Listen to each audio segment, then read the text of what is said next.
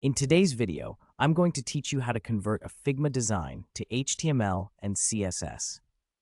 If you find this useful, consider subscribing and liking the video. To start, you want to have your Figma design ready to go. The first step is to navigate to your Figma files. Open Figma and locate the design file you're working with. You'll want to have your design visible, as this will be our blueprint when we convert it to code. Once you have your design open, it's essential to know if you are using Figma Pro.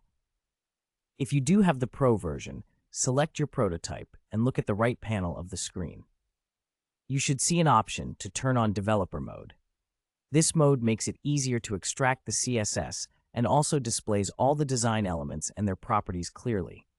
Now, for those of you who may not have the Pro plan, don't worry, there's still a way to convert your design. Select the particular frame you want to code. Then, look for an action button. This will typically be in the upper right corner. In the search bar, type in Anima and click on the plugin to run it. You will likely need to set up an account if you haven't already. It's straightforward. Just follow the steps to create your account. After setting up Anima, go back to your selected frame in Figma. Once you've opened the Anima plugin and it's loaded, you'll see the code appear on your screen. This does a lot of the heavy lifting for you, generating HTML and CSS from your design without requiring you to manually code everything. Now, take a moment to review the code generated. Familiarize yourself with how the elements from your Figma design are represented in HTML and CSS. This will help you understand how the structure of your design translates into web code.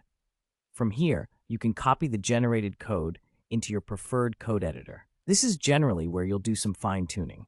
Often, there are some adjustments necessary to ensure everything looks as intended on the web.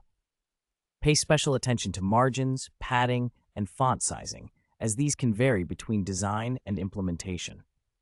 As you review and adjust your code, keep your Figma design open as a reference. This is a great way to make sure everything aligns perfectly with your original design. It's a bit of a back and forth process, but it allows you to achieve a pixel-perfect result.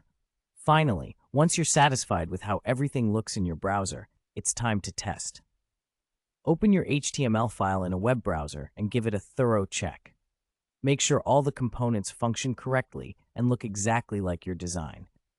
This step is crucial as it helps catch any discrepancies between the design and the live HTML. So there you have it. A comprehensive method to convert a Figma design to HTML and CSS. Remember, practice makes perfect, and the more you work with Figma and HTML, the easier it becomes. If you found this video helpful or have any questions, please leave a comment down below. Happy coding!